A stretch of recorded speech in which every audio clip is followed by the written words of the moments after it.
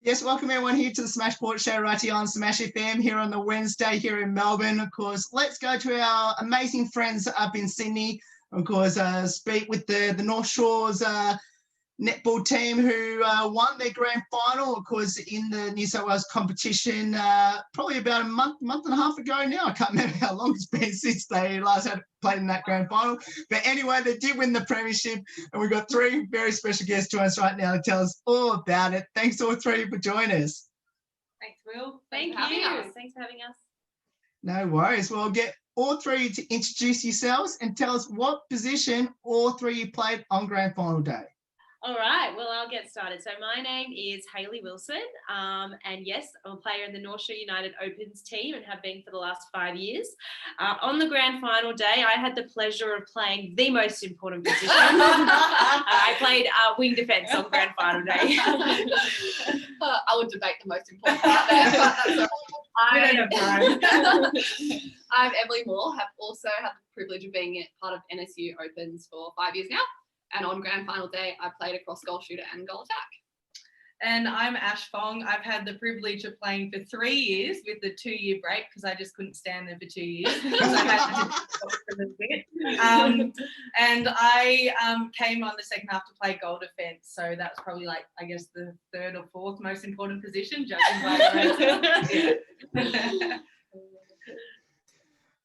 Well, let's firstly, I have to ask this question. Now, obviously, when the country went to lockdown back in March, were either of you optimistic that you were even going to get a season this year? Look, when it all sort of started, I think everybody was unsure about what was going to happen. I think the lockdown definitely made us realise how much we enjoy playing netball and how much it means in your life. Not just for the netball side of life, but also the friendships and getting to see your mates every couple of days. I think I was always optimistic that Netball New South Wales would be able to get a competition back up and running. They've got a really good team now. I think they did a great job to get a competition up and running. It was delayed. They had to put it in a new format, but we're really, really grateful that they could do so. Yeah. And I think meanwhile, like our team in particular, we saw what other teams are doing through Facebook and other social media, but we knew that we had to be accountable individually because we couldn't all come together.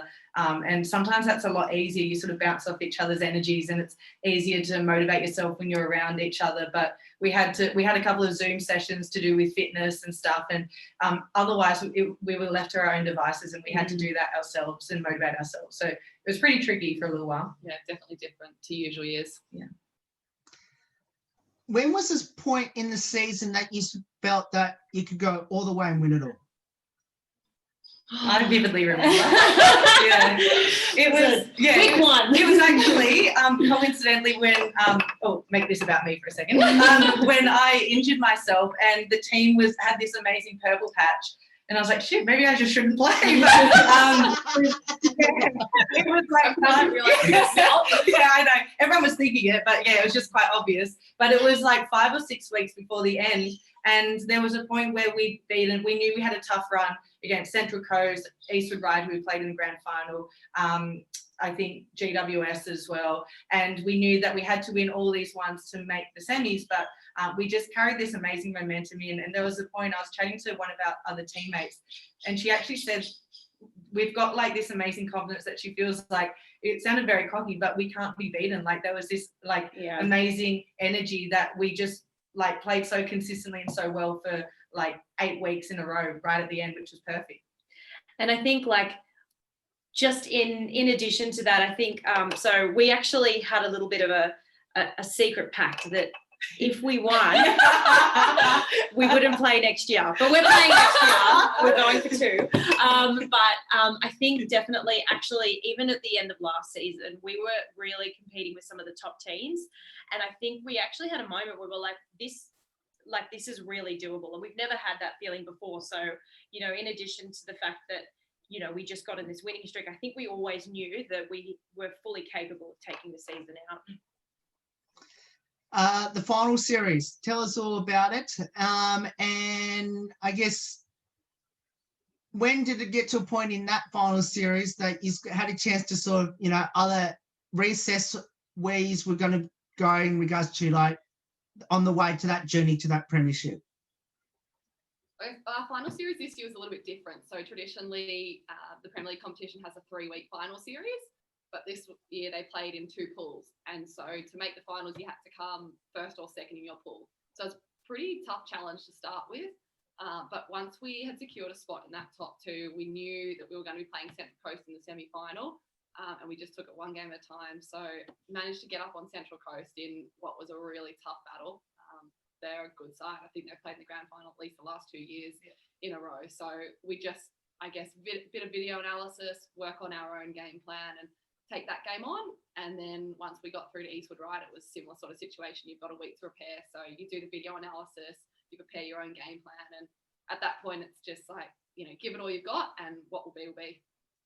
Yeah, we seem to sort of follow a bit of a similar pattern, and this wasn't actually something we'd pre-planned, but so happens in both of our final games, we managed to have pretty even first quarter, shocking second quarter where we all go, okay, we're in trouble. Yeah. Third quarter start to like pull it back together, and then fourth quarter for some reason, I mean, I'm not trying to give away our game plan position, but we just managed to be able to pull it together and get the win. Yeah. Fantastic segue to my next question, especially in the grand final. Yes, you're definitely correct. Awful second quarter. Somehow came back.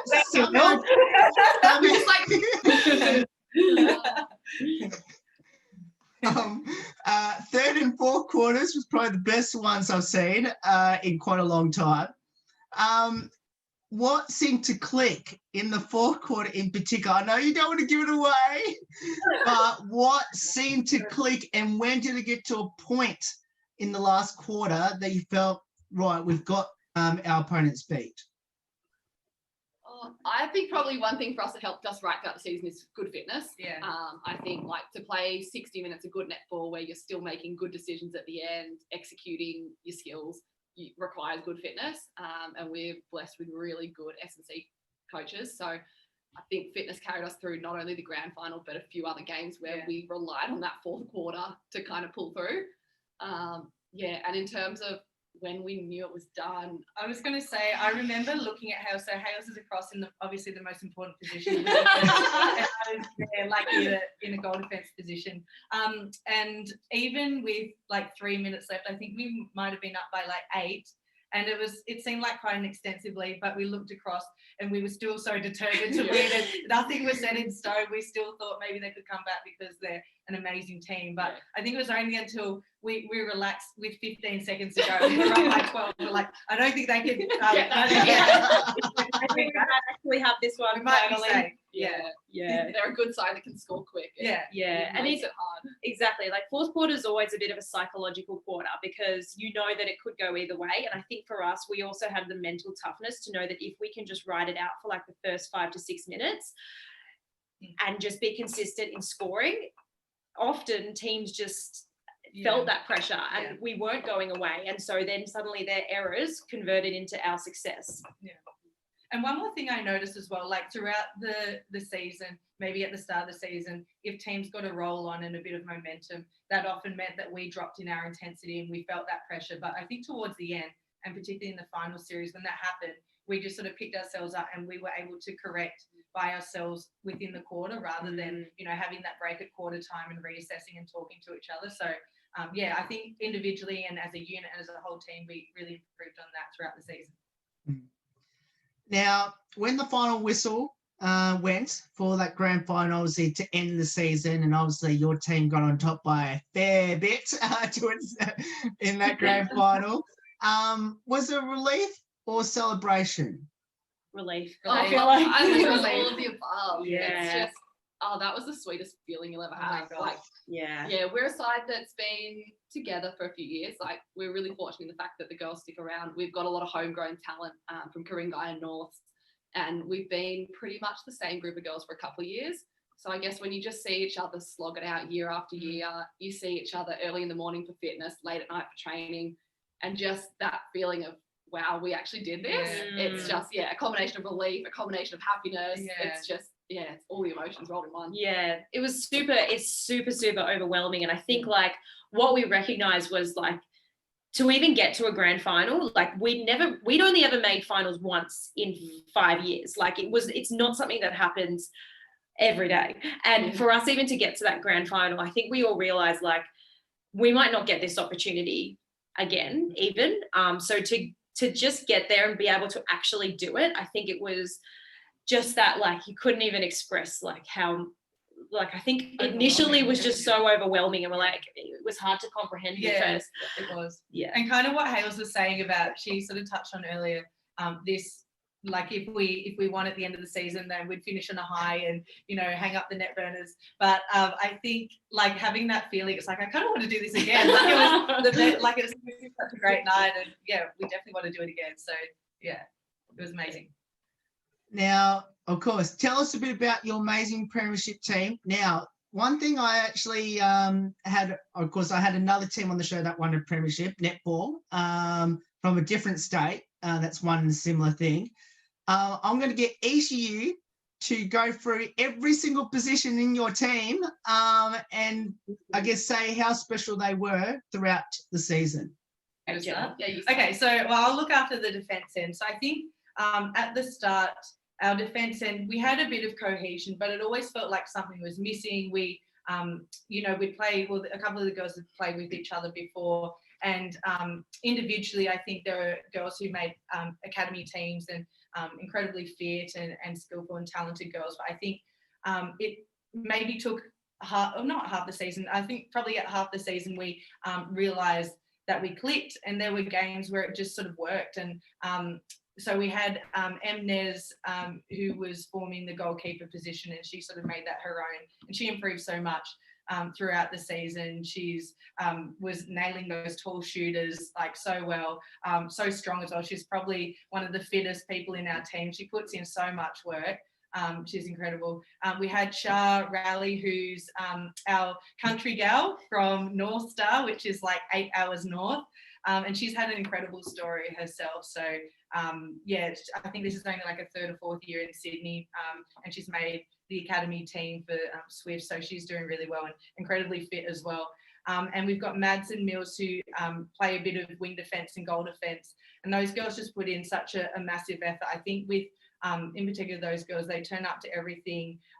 They all, like, they've got an incredible enthusiastic energy, which they bring into the defensive end as well. And the tough thing with us was that we had 5 players in that defensive end, amongst maybe sometimes even 2 positions, because Hales hogged the wing defence position a little bit, encroaching in on our territory. So it was good. It was like a bit of like friendly competitiveness, but we all pushed each other to be better. So I think at the end of the day, we just wanted the best 2 or 3 girls out there, and we worked really well as a unit, whoever was out there. So it was really nice. All our defenders try real hard. We try really hard. The thing was with Em, like, she really gets so upset because you got to get, like, if shooters miss goals, it's so noticeable. But she always says all defenders have to do is try really hard. And, you know, you can never have a bad game as a defender because you just have to try really hard. You get close to an intercept, somebody's like, good try. So we've got the easiest job on the court, apparently. Yes. People with not such an easy job as the shooters. Our shooting unit this year was made up of Sabina, who was our goal shooter, Sarah, fondly known as Big Red, because she's tall and red hair. I don't think she likes the nickname so much, but she's kind of stuck with it. And we also had Matisse, who we lost up to the Giants hub for a fair chunk of time, as well as Laura Borkman, who was one of our training partners that filled in for us every now and then when we needed. So I don't know, I think shooters got the hardest job. You can't really win a game without a shooter putting the ball through the hoop, but we've got such a good group of shooters that can play across both positions. The versatility of our team to play a holding shooter like Sab with a moving goal attack, or to play a moving circle where we've got a moving goal shooter and goal attack, really helped us. I think it threw a lot of teams, because as defenders defending against us, you've got to be able to do both, which is a challenge. And, you know, the girls as well are just, like Ash said with the defensive unit, just such great girls that have each got different personalities, but that each bring something really, really important to our team. So yeah, really, really blessed with, I think, the best shooting circle in the comp. I agree. I definitely agree. Yeah, I agree with that. Very versatile. Yeah, and I think that was definitely like one of our strengths, especially that Beck pulled that card in the semis and the grand final.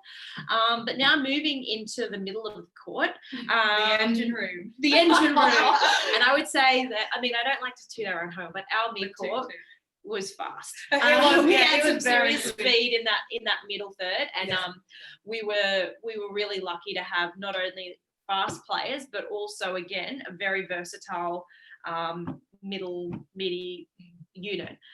So I guess just starting, so we had Liza Burton, who was an awesome wing attack and centre, and we also had Jordan Shue, and so we often say that Liza and Geordie are twins, but actually on the netball court they have such different styles of playing, which honestly was just really nice to have on court. So you've got Liz, who's just super fast, agile, is just a natural attacker out there, and is also in the academy program, and she's young, and we call her the baby of the team, but she's going to have an amazing future as a netballer. But then you've got Geordie, who was a first year coming into Premier League, and I think as a player who'd been before a training partner, she just absolutely grew through that season and became such a solid wing attack for us. And it was honestly her smarts on court and her ability to time her drives in at wing attack, and honestly, like, we wouldn't have been able to do the season without her. She was such an important part of our middle third.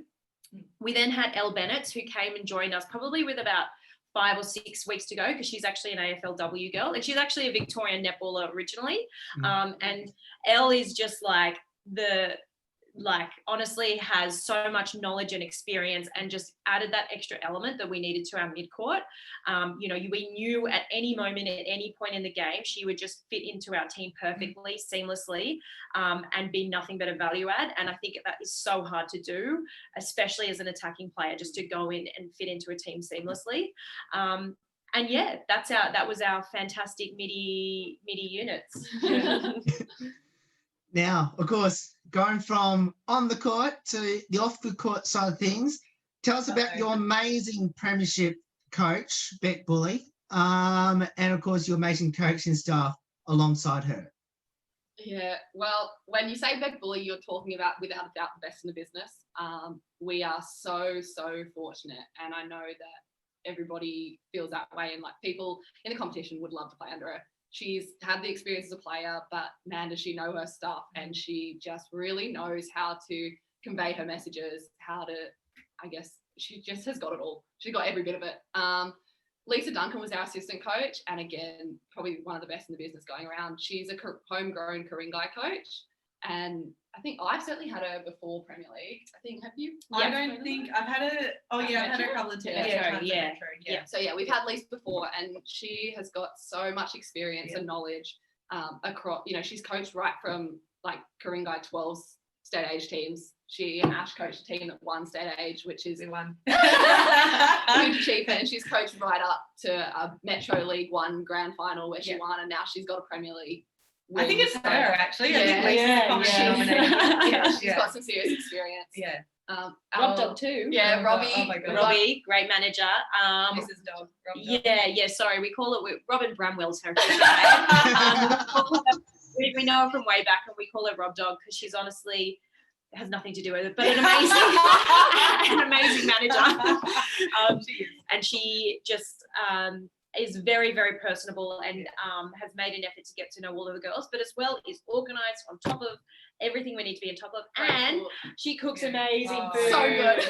And I would like to also mention Adrian Toggett, our physio. He's amazing. You need to mention him. I need to mention him. I've given him so much business. I think all the older players in the team. These two we love next Adrian. to me, they keep Adrian in business. They're old with arthritis, and poor Adrian has to look after them every single week. So yeah, we got to know Adrian quite well just because we would be on the physio bed every single game. It seemed like, but he was amazing. I think just balancing. I think there were only like maybe 1 or 2 players in our team who actually didn't have some sort of niggling injury or a bigger injury, but he managed to make it work, and he can be very conservative sometimes, but I think that's right for the nature of the game, and he knew his athletes well and their bodies, so it was important to have him there.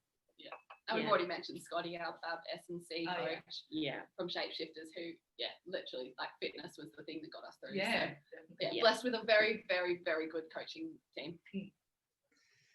Now, obviously, when the presentations happened, I have to ask, who got to hold was it the shield, the cup? I can't remember what it was exactly.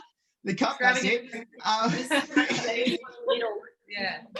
It got passed around, but I held it at first. Yeah. And wouldn't let us have a turn. No, she held it.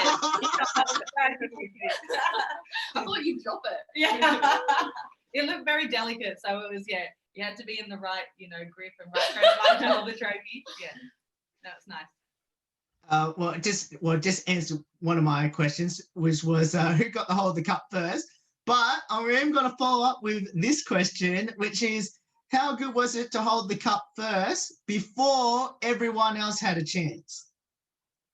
Oh, Yeah, what was it like? yeah, tell I us. don't know. It was good. It was really nice to hold that trophy, but I think probably the best part was actually when you could take the trophy and walk over to the team, because I think when you play in a team sport, it's all about the team. Individual accolades don't really mean a whole lot to me. So being able to walk over and hold that trophy in front of the girls and go like, this is what we've just won, that was the best part for me. I'll have to speak to, of course, the player of the match in the grand final as well. I'm going to come up next I'm kidding. We'll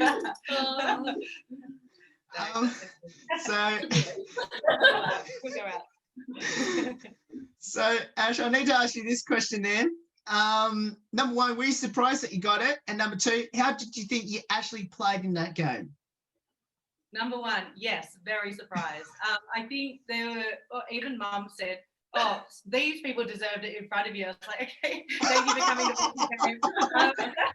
Shout out to you. Yeah, thanks, Mum. But I think it could have gone to really anyone. I was just lucky to see a half of the game, really. So I was just happy to be in my uniform and warming up and actually take the court and be available. So that was the main goal, and that was, I guess, just a bit of a bonus at the end.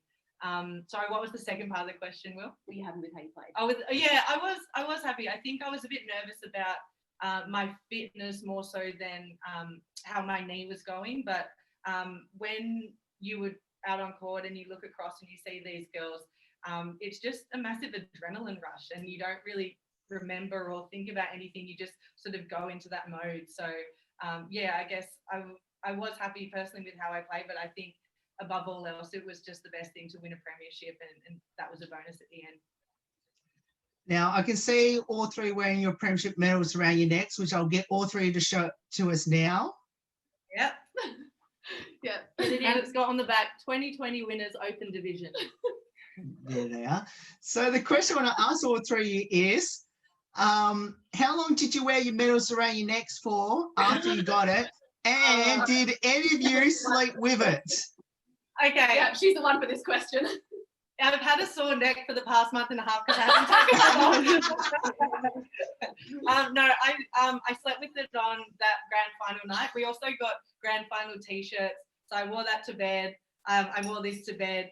It's been on my bedside table. I went for a walk with Yeah, she had it on the next day. The day after, and I had that on too. I had it I went to lunch and then I had it on as well. And it's been on my bedside table ever since. Every morning it's the first thing I see and the last thing I see before I go to bed. So yeah, it's amazing. So we've had a couple of team events, and Beck Bully's always been like, you have to wear your medals. And she was telling us that, her medals are slightly better than ours, Com Games medals and World Champs medals. And she's like, yeah, you just use these, you get into any club you want. Yeah. Evidently that didn't happen with yeah. Yeah. I think, maybe next year. How did all three get involved in netball, and why did you choose it? Oh, for me, I just started playing when I was 6 or 7 for Kissing Point Netball, the local club. Hales played Kisso as well. I think it was just a sport that a lot of my school friends played, and the netball courts were close to home, so just kind of got into it for the social aspect.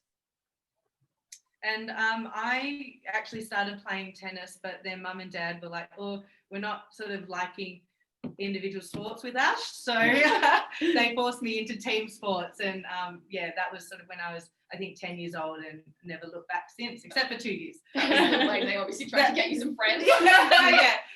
This girl needs some friends. Let's get her into a team sport. So I mean, as Em said, I also played for Kissing Point when I was younger.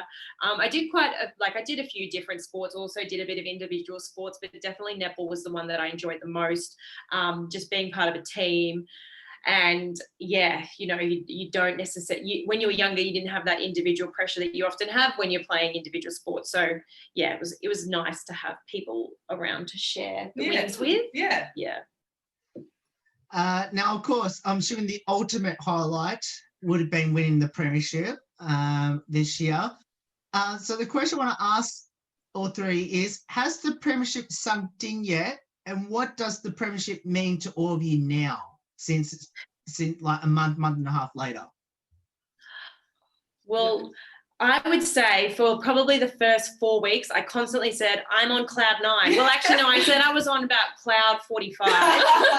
And then across 3 weeks, I finally was like, still on cloud 9. I'm probably now at the point, it's probably only been in the last 2 weeks, 3 weeks, because we've actually stopped seeing each other. We saw each other probably for like 3 weekends straight afterwards, and it's finally sunk in, and I can look back and go, that actually happened.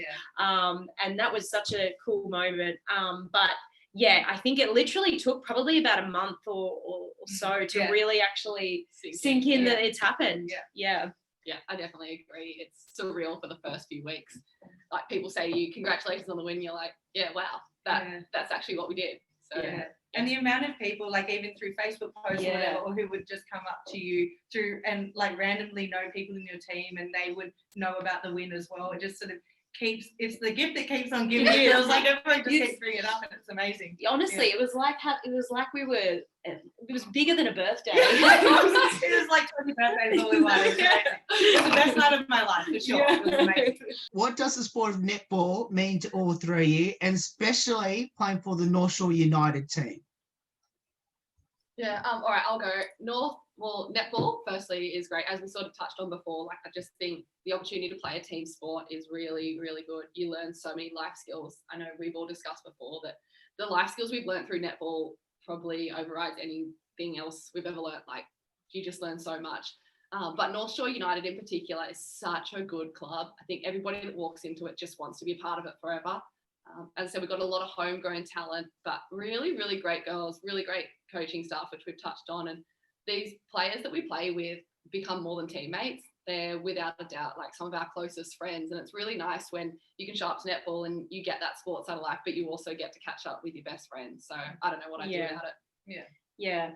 I definitely would second that and agree with that. And I think, like, often when you're a young player going through, obviously you have your own ambition to be at a certain level, and often you can sort of, in a team sport, get quite individually focused. But I think what's so special about the club that we have and about how we play is actually not about necessarily pushing our own individual goals. Like, for three, I mean, Em, you're still young, but for me and Ash, being older players, we're not playing it because we want to make it. We play because we love it and we love the team. And I think that's just, it actually makes a more successful team when you're not playing as an individual. You're playing, to make the team better. Yeah, exactly. I think, what the girls were saying, it's like, this team is just incredible. You couldn't falter. Everyone's so cohesive. The staff are incredible as well, the whole club. And it's the best team that I've ever been a part of with any sport. It's amazing. And taking a brief break from it, it made me realise how incredible the culture was, not just within our team, but the whole sport, and how inspiring it is for these girls to be so driven, yet so down to earth. It's like quite a humbling sport as well. There's a lot of depth in New South Wales, and a lot obviously in South Australia and Victoria as well, and a few other states. But because there's so much depth, there is that healthy competition, but that pushes everyone to be better. But I think there are girls there who are like just so happy, and excited to be there, and it's an incredible atmosphere just to be at Premier League, and we have friends in other teams as well, and it's so nice to smash it out on court and you hate each other for 60 minutes and then at the end you have a chat and they're your friends again, and it's a really nice environment. So that's something that I really enjoy about netball as well. Now, you all mentioned right at the start what position you'll play on the court. If you had a preferred position where you'll have to convince your coaches to put you next year, where would that be? Coach. To take over. Yeah. Captain, coach, manager. You wouldn't want to shoot for sure. No, I can't handle the pressure. I'm pathetic under any pressure. I would love to steal Ash's position and get back in a goal defence, but I'm too short, so Don't let that stop you. I feel the attacking positions are too stressful, so just pop me down the defence end. I don't know. I definitely wouldn't want to play in the mid-court. Way too much running involved there. You're centre, holding centre. Yeah, holding centre is an option. I feel like I would like to try circle defence purely because you just have to try. It's not an easy position. It doesn't matter if you don't you get one intercept a day, you're not done. It's like, Not an easy position. Yeah, I think that would be the way to go. I'd like to try centre. You wouldn't She last died. 2 minutes. I'd be an impact player and maybe play for 4 minutes, I think. Rolling subs. Yeah, rolling we got subs. rolling subs. Yeah. No, I wouldn't. I do like playing out of goal defence. I'd like to be a little bit better at goalkeeper. But Oh, that's so Wow. serious. Yeah, I and know. boring. all right, okay. Really Goal goes to attack far. there. I'd like to shoot. Goal attack, holding shooter. Goal shooter. All right, put me in the shooting area. Well, there you go, Beck. You got some options there. Now, of course, what will be your advice to our listeners and viewers, either in Sydney or down here in Melbourne, that should get involved in netball? Right.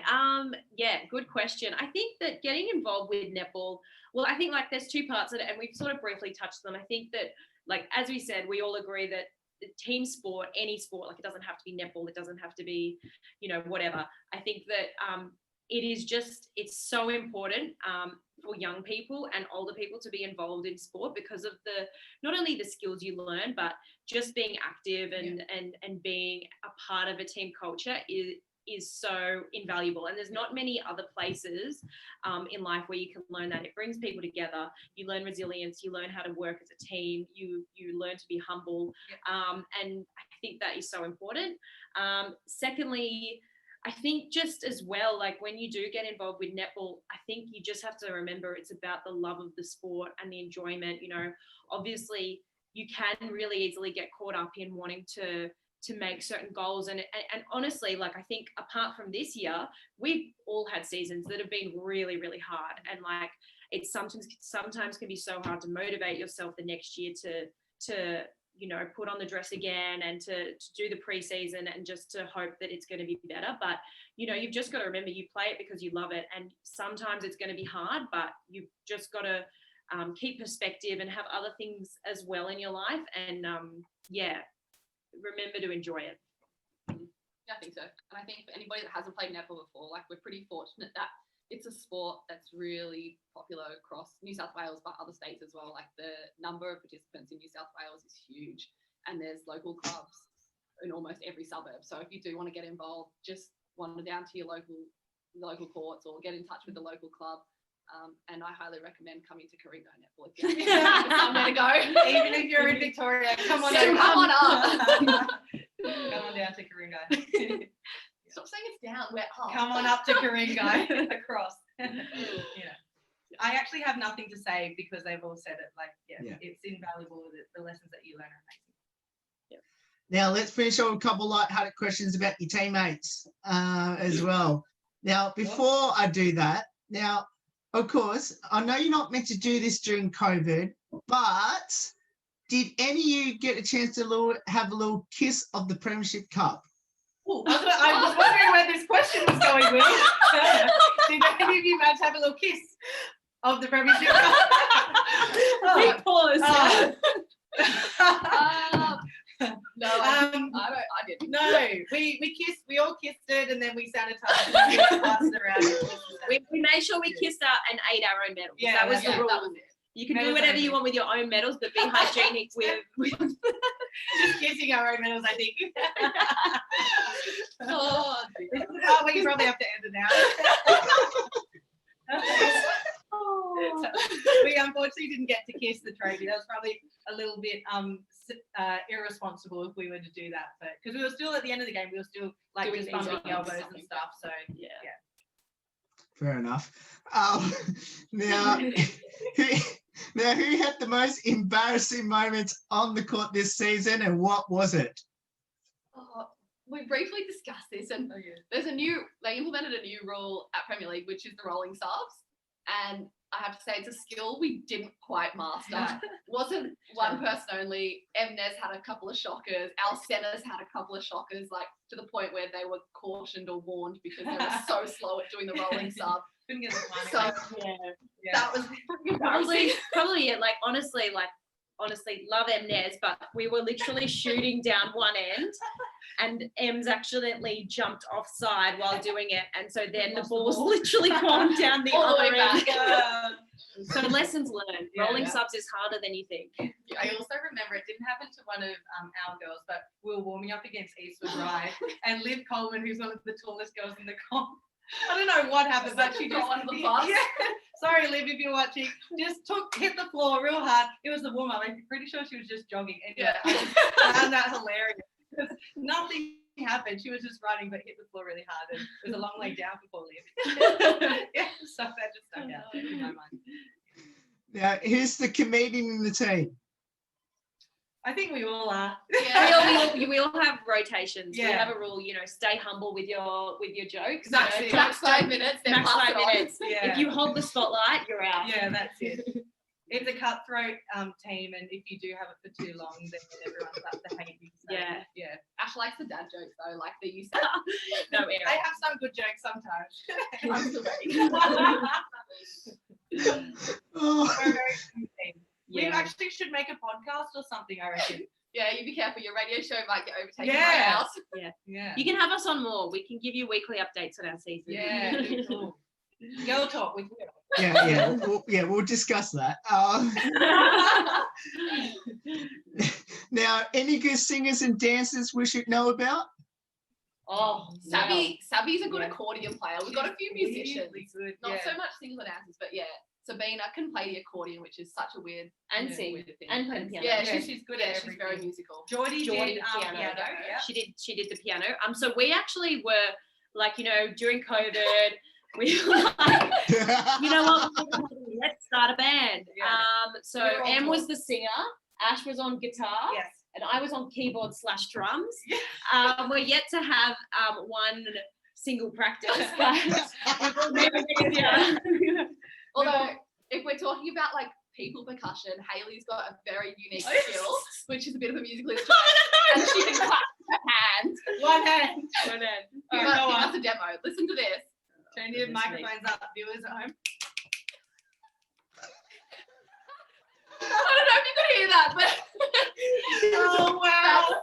yeah, no singers, no dancers, a whole lot of musical instruments, including one of percussion. A whole lot of clapping. Actually, M. Nez is an amazing dancer. She We've can seen it a dance. couple of Yeah, times. Emnes can dance. Yeah. Mule's got a pretty loud click. Yeah. Yeah. We Yeah. could like Two together. women. We Together do we could something. have a good Yeah, band. yeah.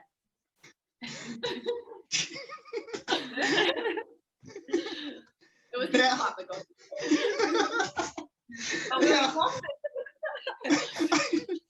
I've got to finish with this last two, which is there any players on the team that are just plainly forgetful? Me! yeah, she's probably lost her keys in her wallet like at least 8 Oh, times yes. this season. Yeah. Sarah Caulfield seems pretty forgetful. Sav turned up to the wrong time at the wrong Yeah. time, but luckily it was the game before. Everyone's like, Yeah. everyone's okay. Hales just loses her keys sometimes. At her Easy to phone. lose. Very easy to lose. Now, I'll finish up with this one last one, which is, do either of you have a pre-game superstition or ritual? We were discussing this. Yeah. And Ash, funnily enough, was like, no, I don't think so. No one does. And I was like, are you serious? I don't. Let me put you in your place here. Yeah, all right. Let me hear it. Yeah, so a lot of the girls in the team have some superstitions. So, for instance, Eliza in our team yelled at Big Red because she wore new shoes 2 weeks before the grand final. And she's like, it's bad luck to change your shoes. What else was it? Someone else had something. Big Red wears, look, I'm going to put it out there. Big Red wears the same pair of undies. She washes them in between games. She's hygienic and superstitious. Yeah. Yeah. Few weird ones. Yeah. And making sure you eat the right foods, like pre-game day. Ash has had a few laxes. A few laxes. So stay clear of Malaysian food, Chili Mexican, food. Indian, Thai. I think that's Yeah, superstition. I think that's sacred just food. healthy and smart before a game of netball. Yeah, to be healthy and smart before netball. That's right. All three, thank you so much for giving up your time to join us. It's awesome having all three on the show. And from all of us here at Smash FM, congratulations on a fantastic premiership this year. I got to see your grand final on the live stream, even though I wish I was there to watch it. But hopefully you can do it again in 2021 and hopefully make it back to back. Fingers crossed. Thanks for having us, Will. Thanks, Will. Thanks, Will. No worries. And that's the North Shore United, of course, the Premier League champions of 2020, of course, smashing, of course, in the grand final by 12 goals or more in the grand final, of course, to win the 2020 Premiership. There's more on the Smash Sports Show right after this. Don't go away here on the Wednesday edition.